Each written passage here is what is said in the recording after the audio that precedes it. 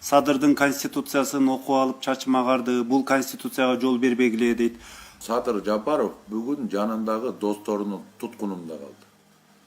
Демек, ал туткундан бул бошоно албайт. Демек, ошол туткундун жетегинде жүрөт дайыма. Жана азыртадан бүгүнтөдөн баштап Садырга болгон элдин ишенимчи азаят деп мен кепилдик берем. Эмне үчүн Жээнбеков өзүнүн срогун аягына чейин отурбай кетип калды?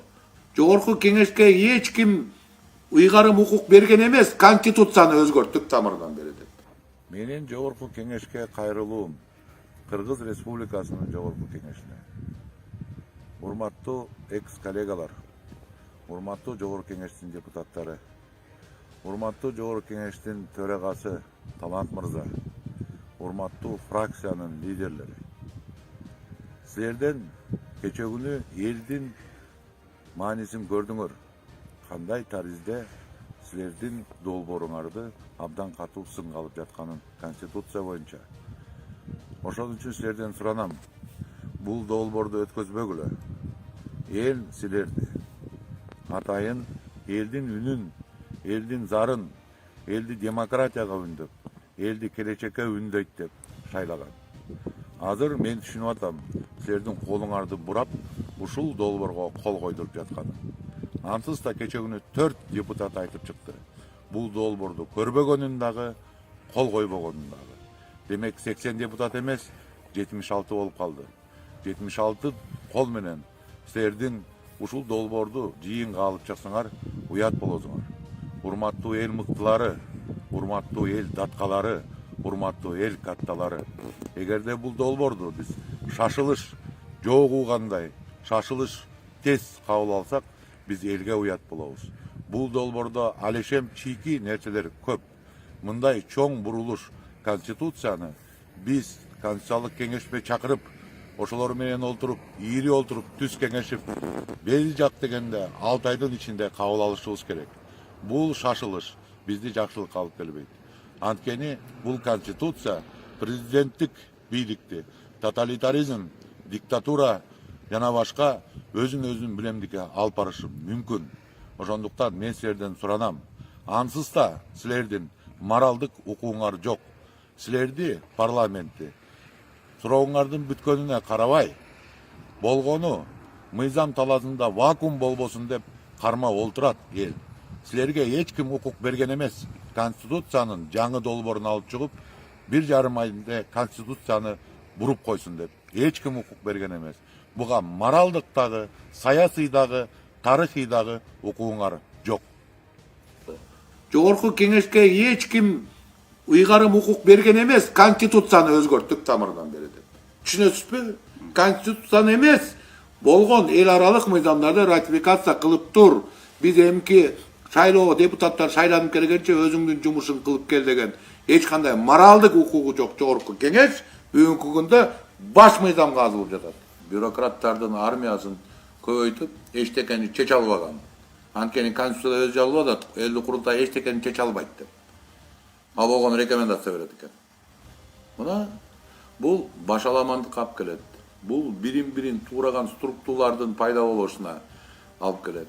Бул мындайча айтканда, сизге мен чынын айтайын, 120 депутатты, мен депутаттардын арасында болуп жүрдүм.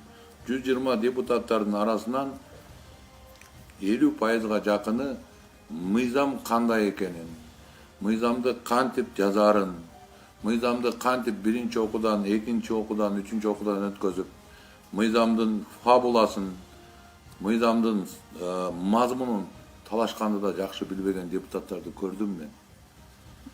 120 депутаттардын арасынан, ушул азыркы отурган 120 депутаттардын арасынан. Ал эми 2500 адамдын ичинде канчасы дилетант болот, канчалы өз адистигин билбеген киши болот, канчасы жөн эле көшкө шайланып калган киши болот, канчасы жөн эле бир популисттик идеяны көтөргөн киши болот. Бул чоң башаламандыкка алып келет. Негизгиси ал эмес, бирок мен сүйлөп атканым. Мен болгону силер суроо бердиңер, кайсы структура кайсы жака жолтоо болот депчи. Мен негизги айтарым, бул эбегейсиз бийликти президент өзүнө ыйгарып жаткандыгында. Элдик курултай келип ага рекомендация берет экен. Бирок элдик курултай жогорку кеңешти контролдойт экен. Бирок келип президентке рекомендация берип атса, демек президент ким? Президент мыйзам чыгаруу бутак бийлик бутагын дээрлик басып алган киши. Сот системасында эч кандай өзгөрүү жок, эч кандай жылыш жок. Бул дагы бийлик ойлоп олтурат. Акаев да эле, Бакиев да эле, Атамбаев да эле, Жээнбеков да эле. Эгерде мен сотторду өзүм даярдасам, ал соттор мени коргоп алат деп. Коргобойт. Сен коюңуздар, коргобойт. Мына бүгүн Атамбаевдин соту болду. Атамбаев ошол сотторду өзү даярдаган. Кол коюп. Көрдүңүзбү? Убакыт алмашат экен, заман алмашат экен. Ошо өзлөрү түзгөн система иштеп жатат. Өйдөдөн телефон чалуу болуп атат. Сотторго. Атамбаев түрмөгө кайта киргизип аткарат. Анткени система ошондой түшүнүп калган. Биз айтып атабыз программабызда. Соттор толук көз карандысыз болот деп. Соттор жөнүндө бир сөз жок бул конституцияда. Мына биздин көрөрмандардан да суроолор келип атат. Азат деген жигит Садырдын конституциясын окуп алып чачмагарды, бул конституцияга жол бербегиле дейт. Анан кийин негизи эле эмнеге буну Садыр Жапаровдун конституциясы деп айтып атышат элдин баары эле? Мен бул Садырдын конституциясы деп айтпас элем. Садыр мырза элдин, менин оюмча, оюн билет. Элдин кандайдыр бир жаңыланууга болгон дилгирлигин түшүнүп турат. Бирок Садыр Жапаров бүгүн жанындагы досторунун туткунунда калды. Демек, ал туткундан бул бошоно албайт. Демек, ошол туткундун жетегинде жүрөт дайыма. Ошол достордун эле кызматка дайындалышып баратканда биз коңгуроо кага баштаганбыз. Мындай болбош керек. Биз деген укуктук талаага түшүшүбүз керек. Ар бир кызматты адискей, намыстуу ошол жерде эмгек кылган. Жылдап эмгек кылган. 10 жылда эмгек кылган, 20 жылда эмгек кылган адистер турсун деп коңгуроону какканбыз. Бирок болбоду. Керек болсо профилдик кызматтарга достору келе баштады. Аны элдин баары көрүп турат. Демек бул ошол туткун. Демек бул бийликтин кумарына мас болуу.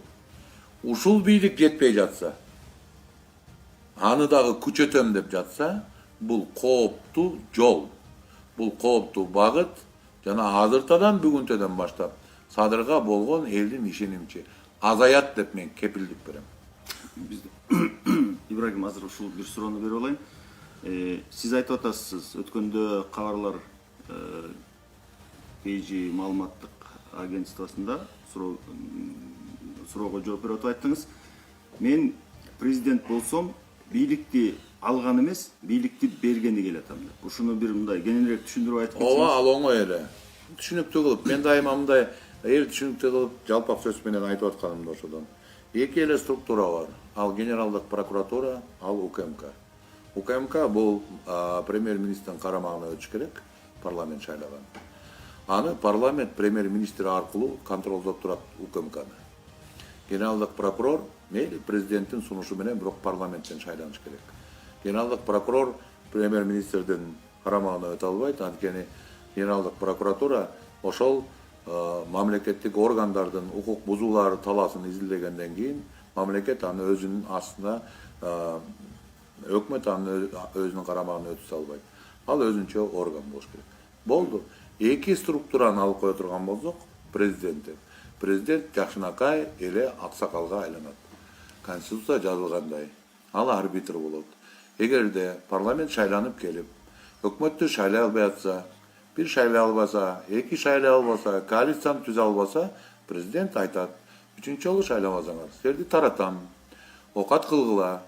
Бул мындайча айтканда өкмөт менен парламенттин ортосундагы келишпестиктерде, өкмөт менен элдин ортосундагы келишпестиктерде, парламент менен элдин ортосундагы келишпестиктерде арбитр болуп, руханий багытта жумуш алып бара турган киши конституция боюнча, эгерде түшүнсөк. Бирок биз көрдүк эмне болгонун. Конституцияны биз оңдогонубуз менен бийликтин кумары деген жаман экен да. Биз парламенттик республика болобуз деп болушунча президенттин ыйгарым укугун азайткан менен реалдуу чындыгында эмне болду? Реалдуу чындыгында жөн эле мына элге көрүп отурган элге суроо берели. Атамбаевдин убагында парламент башкардыбы? Жок. Президент башкарды. Жээнбековдун убагында парламент башкардыбы? Жок. Президент башкарды. Эмне үчүн парламентти күнөөлөп жатабыз? Эмне үчүн күнөөлөп жатабыз? Ал бутуна тура элек баладай болуп туруп атканда, аны башка чапсак, базайын десек тизеге чапсак, бирдеке сүйлөйүн десек тилине чапсак, өпкөгө койсок, ун чыкпай шал болуп отуруп бергенди, эми күнөөлөп атабыз. Парламент күнөөлүү деп. А эл билет ким күнөөлүү экенин. Парламент күнөөлүү болсо эмне үчүн Акаевди кубалап жүрөт эл? Парламент күнөөлүү болсо эмне үчүн Бакиевди кубалап жүрөт? Эмне үчүн Атамбайды чыгып түрмөгө отургузат? Эмне үчүн Жээнбеков өзүнүн срогун аягына чейин отурбай кетип калды? Парламент күнөө болсо парламент таркатпайбы? Эл билип туруу да кайсы жакта проблема бар экенин, ким күнөөлүү экенин, ошол киши керт башы менен жооп берип атат. А эгер бир жолу биздин сунуш парламентаризмге ык көрүп, чыныгы парламентаризмди көрөлү, 3%ды 1%га чүрөлү, жанагы эки структураны жанагындай кылып өткөзүп берсек, баары тынчтанат. Минеге бул биздин менталитетке да жараша. Кыргыз дайыма айтып жүргөн, тең бөлгөндү теңирим сүйүптүр деп. Кыргызда болбойт. Бир адамга баарын өткөзүп берген. Ал тарыхта болгон эмес. Биздин деги бир жүрүм турумубузда андай болгон эмес, бир адам башкарган. Башка өлкөлөрдө болгон. Мисалы кошуна өлкөлөрдү карап көрсөк, кошуна өлкөлөрдө бар, мен Чыңгыз хандын тукуму деп сыймыктанышат. Ошол эле тили бир, дини бир кошуна өлкөлөрдө айтып атам. Кайсы бир кошуна өлкөлөрдө айтат, мен Темирландын тукумумун. Мына өзбектер айтат. Бирок Темирлан өзбекке караганда кыргызга жакын. Чынында тарыхчылар изилдеп көрсө. Мен Бабурдун тукумумун деп мактанышат. Кээ бир Тажикстанда сөз бар, биз Искендер Зулкарнайын, Александр Македонскийден калган улутпуз деген дагы сөздөр бар. Даңаза кылып айтышат, туурабы? Сиз көрдүңүзбү бир кыргыздын мактанганын Чыңгыз хан менен? Сиз көрдүңүзбү бир кыргыздын мактанганын Искендер Зулкарнайын менен? Сиз көрдүңүзбү бир кыргыздын Темирлан Бабур менен мактанганын көрдүңүзбү? Анткени Кыргызстан андай тоталитардык, диктатуралык режимге жан дүйнөсү тулку бою менен каршы болуп келген. Тарыхый каршы болуп келген. Манас атанын тукумубуз дейбиз. Манас атанын тукумубуз дегенде, бирок Манастын убагында кандай башкарылган? Көкөтөйдүн ашын эске салалычы. Көкөтөйдүн ашында айтып атат Манаска, кеңештин башчысы. Манас деп койсо барбай калат экенсиң, чала үйнөгөн чалачылай дарбай калат экенсиң деп Манаска айтылып атат. Бул бар факт. А эгер муну Атамбаев да ушинтип биздин спикерибиз Атамбаевка айтты да, мисалы элестетип койсоң Дастан Жумабеков келип Атамбаев биздин жыйынга келип турганан, силер депутаттар мындай деди эле, анан кийин ошол жерден Дастан Жумабеков тура кал. Ой, Атамбаев деп койсо дардая калат экенсиң, үйлөп койгон чанаштай барбай калат экенсиң деп айта алабы?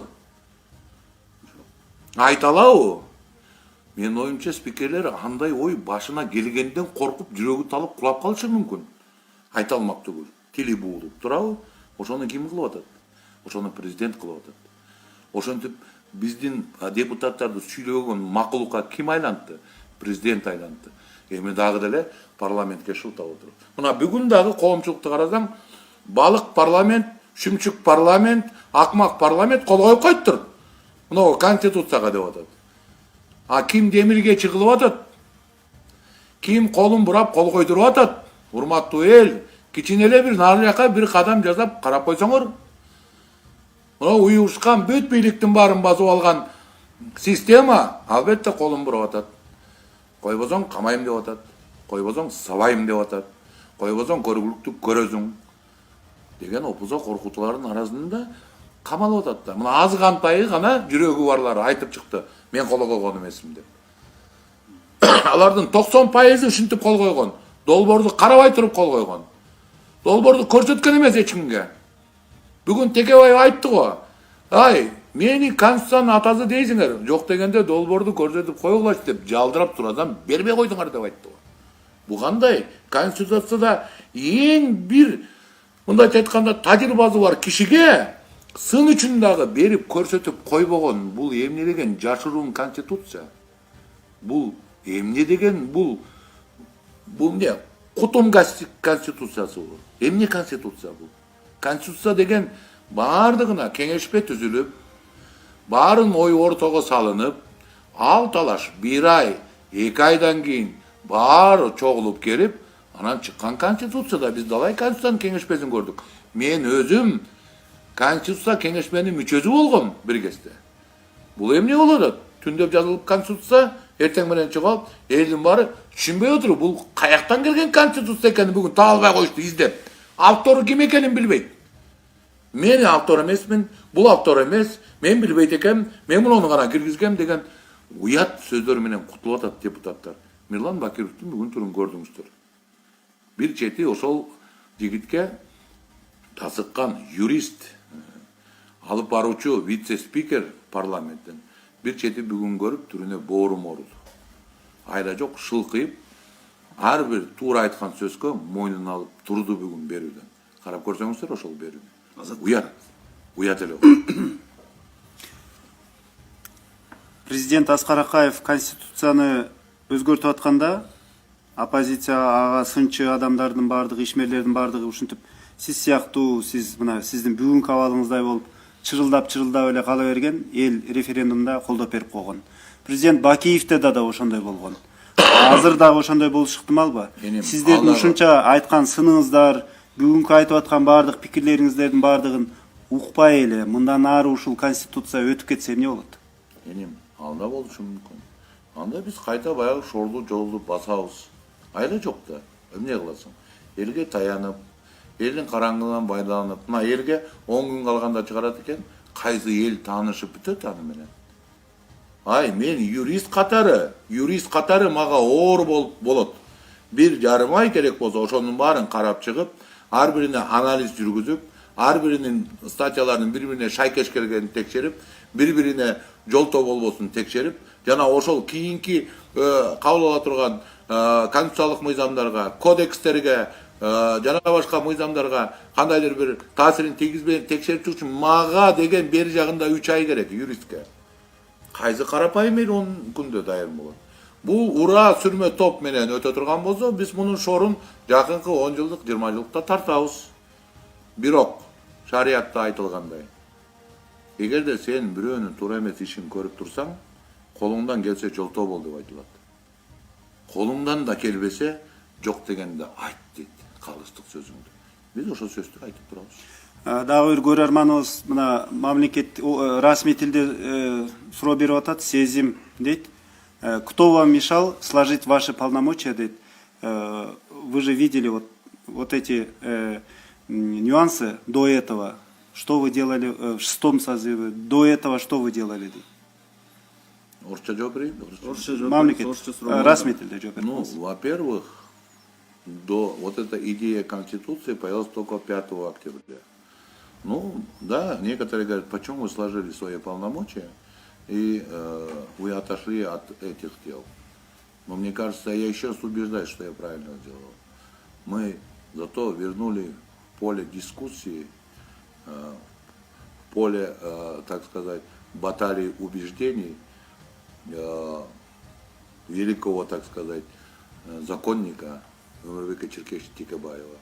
И сегодня Эмирбек Черкесович блистательно доказал, как он может защищать идеалы демократии, и он точно, определенно точно указал все недочеты, все противоречия в этой Конституции. И он основательно, безоговорочно доказал, что эта Конституция мы никак не можем принять в референдуме, как думают инициаторы этого законопроекта, главного закона нашей Конституции. Эртең бир катар саясатчылар, эксперттер ушул Конституциянын айланасында чогулуп алып талдаган атышат. Мында мурда мисалы конституциялык сот деген бар эле, палата деген бар эле, бир кайрыла турган жогорку инстанция бар эле да, жогорку кеңеш менен президенттик аппараттын ортосунда ушундай талаш болгондо. Бул эми ушинтип эле коомго ушул талкуу коесуздарбы, же болбосо документ түрүндө дагы жазып кайрылса болобу? Негизинен бул Конституциянын дагы көптөгөн туура эмес жагы, биздин азыркы жашап аткан конституциянын 114-беренесинде таптак жазылган. Өзгөртүүлөр жана толуктоолор кабыл алынат деп.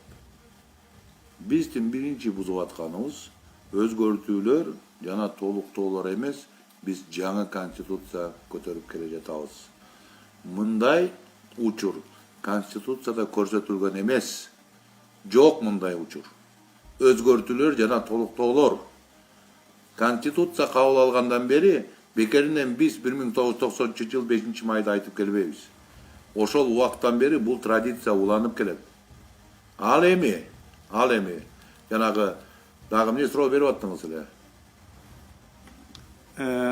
Ошол башка сотко кайрыласыздарбы? Ошол конституциялык сотко, Конституциялык палата боюнча. палатага. Анда ал эми конституциялык палата азыр дагы бар. Бул кандайдыр бир өзгөрүүлөр, толуктоолор болсо, эң биринчи конституциялык палата заключение бериш керек. Бул силердин өзгөртүүңөр конституциянын талабына туура келет деген. Түшүнсөңүз? Ал да алынган эмес да. Жок да. Анткени конституциялык палата андай заключение бере албайт, анткени ал жерде азыр толук эмес состав иштеп жатыр. Ал жерде кворум жок. Түшүнөсүзбү? Эч кандай заключение жок. Эч кандай убакыттын мөөнөтүн сактабай, эч кандай мындайча конституциялык кеңешпе өткөзбөй, биз түндө жарыялап койду да элге. Ушундай конституция болот деп долбоор. Дагы бир суроодо азыркы парламенттин, жогорку кеңештин баягы иштөө мөөнөтү бүткөн да. Ушундай да пикирлер бар. Бул жогорку кеңештин иштөө мөөнөтү бүткөн, булар мындан ары бир кандайдыр бир чечимдерди кабыл ала албайт деген дагы пикирлер бар. Айрым юристтер айтып жүрөт. Мен түшүндүм оюңузду. Ооба. Жогорку кеңештин мөөнөтү бүткөн. Жаңылбасам 28-октябрда. Бүткөн мөөнөтү. Эми булар Жогорку кабыл алган баш мыйзам боюнча. Жогорку кеңеш. Бул азыр эмне үчүн иштеп жаткандагысы бизде шайлоо өтпөй калып, шайлоо жылдырылып, бирок ошол ортодо мыйзам чыгаруу бийлигинде мыйзам чыгаруу вакууму түзүлбөсүн деп, анткени биз мамлекет болгондон кийин көптөгөн эл аралык мыйзамдар бар. Биз аларды ратификациядан өткөзүшүбүз керек. Евразес боюнча мыйзамдар, башка мыйзамдар. Ошон үчүн жогорку кеңеш ушул вазифасын улантып жатат. Бирок жогорку кеңешке эч ким ыйгарым укук берген эмес, конституцияны өзгөрттүк тамырынан бери деп. Түшүнөсүзбү? Конституцияны эмес, болгон эл аралык мыйзамдарды ратификация кылып тур. Биз эмки шайлоо депутаттар шайланып келгенче өзүңдүн жумушун кылып кел деген эч кандай моралдык укугу жок жогорку кеңеш бүгүнкү күндө баш мыйзамга азылып жатат. Айдактоо менен. Мына ушундай учур түзүлүп атат. Убактыбыз жыйынтыкталып баратат. Балким акыркы суроо мынакей айтсаңыз. Кыргызстан азыр чында эле кыйчалыш учурда турат. Тышкы карызы көп, пандемия, жакында эле ошол мыйзамдык эмес, ушул революциялык жол менен бийлик алмашты. Ушундай экономикалык кыйналып турат. Ушундай учурда балким чын эле ошол демилгечилер көтөрүп чыккан конституция туурадыр. Чын эле ошондой бир авторитардык бийликке барып тез арада тартышып отурбай мамлекетти оңдойбуз деген ою болуп жаткан чыгар. Сиз кандай деп ойлойсуз бул боюнча? Дзержинскийдин бир сөзү бар да. Никакая срочность не может помешать, чтобы нарушена была принцип безопасности, секретности деген. Ошого окшоп эч кандай мүшкүл иштер, оор кыйчалыш замандар биздин абийибизден, ар намысыбыздан, акыйкаттыктан кетүүгө жол бербеш керек. Эч убакта кандай мүшкүл иш түшпөсүн башыбызга. Биздин биринчи кармагандыгыбыз акыйкаттык, чындык, калыстык болуш керек. Анткени акыйкатсыз жол менен, чындыгы жок жол менен, калыстыгы жол менен сиз ушундай нерсеге шылтап бир нерсени өткөзө бере турган болсоңуз, мунун баары бир оорчулугу келечекке келип тиет дагы. Анткени ушундай прецедент түзүлөт. Юридика илиминде ушундай сөз бар. Кайталанып берип, муну мындай деп түшүнүп койсо, шылтоо түзүлөт да кыргызча айтканда. Прецедент. Буга биз жол бербеш керек. Кандай гана заман болбосун. Эгерде биздин конституция жок болсо бир жол, биздин конституция анысыз дагы ушул конституция менен Атамбаев менен Жээнбеков президенттик диктатурасын көрсөтүп келди. Жетет ушул бийлик дагы жетет. Эгер буга жетпей, мындан дагы ачкөз болуп, нысапсыз болуп атса, мына мен сыйлап жүргөн Эмил Каптагай жазды постту. Нысапсызга кашык берсең 5 уртайт деп. Мына ошондой акыбалга келип жүрөбүз да. Мына ошол акыбалда турабыз биз. Эми мындан кийинки күрөш, саясий айдыңдагы күрөш эмненин айланасында жүрөт? Ошол конституциялык өзгөртүүнү, жаңы долбоорун талашып жүрө бересиздерби же президенттер жарышасыздарбы? Президентке талапкерлер. Бир гана нерсе. Азыр эми калк толук бөлүнөт идея боюнча. Бул парламентаризм жана президенттик. Президенттик эмес, мен мынтип айтмакмын, бул супер президенттик. Уяты жок ачкөз президенттик идеологиянын тегерегинде күрөш жүрөт. Эгерде парламентаризм жеңе турган болсо, анда бул конституция референдумда өтпөйт. Булар каалагандай. Референдум жолу дагы мыйзамсыз, бардык убакытты сактап алган, жөн эле ала чакмак менен чаап бараткан убакыт. Бул таптакыр болбойт. Мыйзамдуу түрдө дагы мынча убакытта конституцияны өткөзүп жүрүш туура эмес. Бирок бүгүнкү күндө зордуктун заманы болуп атат. Зомбулуктун заманы, опузанын заманы, коркутуунун заманы. Ал референдумга түшкөн күндө анан эл өзү чечиш керек. Мына ушул. Эгер чечим мен айткан супер президенттик болсо, анын шорун дагы тартабыз. Парламентаризмге шылтап кереги жок. Парламент күнөөлө деп шылтап кереги жок. Анткени 4 президенттин парламентти кордоп, парламентти зордоп, парламенттин колун кайрып, тилин кесип келишти. Парламентте эч кандай күнөө жок. Биздин убактыбыз соңуна келип калды. Урматтуу Facebook колдонуучулар, урматтуу биздин көрөрмандарыбыз. Биз эртең дагы саат 8:30 ушул түз эфирибизди улантабыз. Бүгүн бир топ суроолор берилди. Бир топ суроолорду биз сизге жеткире алган да жокпуз. Бирок эфир бүткөндөн кийин бул суроолор менен сиз сөзсүз түрдө таанышасыз. Бизге убакыт бөлүп, биз менен чогуу эфирди көргөнүңүздөр үчүн урматтуу Facebook колдонуучулар, сиздерге терең ыраазычылык билдиребиз. Эфирде Ибрагим Нуракун уулу жана Шайырбек Абдырахман уулу болду. Садык байке, сизге чоң рахмат. Чоң рахмат. Саламат болуңуздар. Саламат болуңуздар.